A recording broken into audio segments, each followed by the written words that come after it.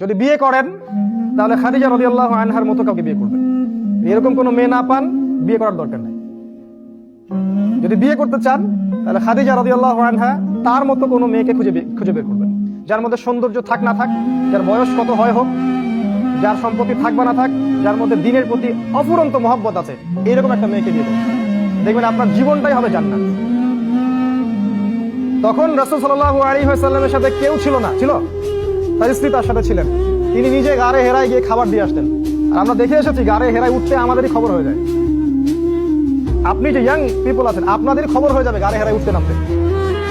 খাদিজা রাদিয়াল্লাহু আনহা তিনি সেখানে গিয়ে খাবার দিয়ে আসতেন। এখানে কি বুঝলেন? জীবন সঙ্গিনী যদি দিনদার হয় এবং আপনার মতাদর্শের হয়, আপনি বিশ্ব জয় করতে পারবেন।